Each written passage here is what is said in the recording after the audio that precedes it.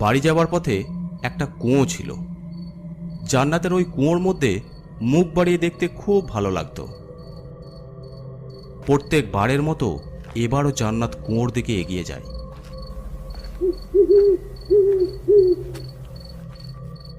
তারপর মুখ বাড়িয়ে কুয়োর ভেতরে তাকাতে লাগলো।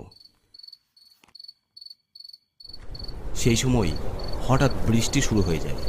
প্রচণ্ড জোরে মেঘ ডাকার সাথে সাথে কেউ যেন ওকে পিছন থেকে ধাক্কা দিয়ে কুয়োর মধ্যে ফেলে দেয়। বাঁচাও, বাঁচাও, কেউ আমাকে বাঁচাও। কিন্তু তার করুণ আর্তনাদ কারো কানে পৌঁছালো না। বাঁচাও, ও বাঁচাও, আমাকে বাঁচাও, আমি মারা যাচ্ছি। খুব জোরে বৃষ্টি হচ্ছে তখন। এ কি, এত জোরে বৃষ্টি হচ্ছে, এদিকে রাত 9টা বেজে গেছে, এখনো জান্নাত এলো না কেন? কি জানি কখন বাড়ি আসবে। অনেকক্ষণ হয়ে যাওয়ার পরও যখন জান্নাত বাড়ি ফিরল না, তখন তার মা বাবা চিন্তায় পড়ে গেল। বৃষ্টি ছাড়ার পর যখন জান্নাত এলো না, একবার খোঁজ নিয়ে দেখো না।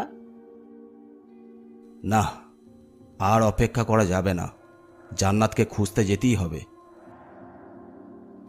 তখন তার বাবা গ্রামের কয়েকজনকে নিয়ে জান্নাতকে খুঁজতে বের হলো।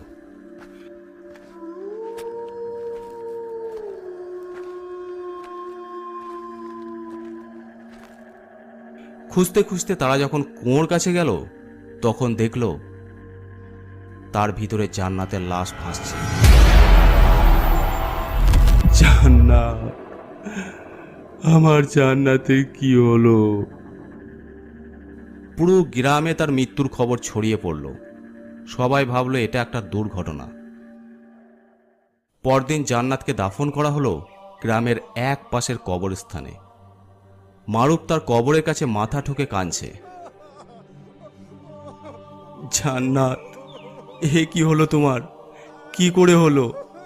আমি এবার কি নিয়ে বেঁচে থাকবো? কেন এমন হলো জান্নাত? জান্নাতের মা বাবা জান্নাতের মৃত্যুতে একদম ভেঙে পড়েছে।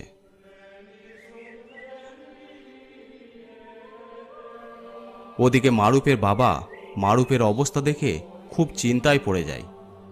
কারণ জান্নাতের মৃত্যুর পর মারুফ যেন হাসতেই ভুলে গেছে, খাওয়া দাওয়াও করে না।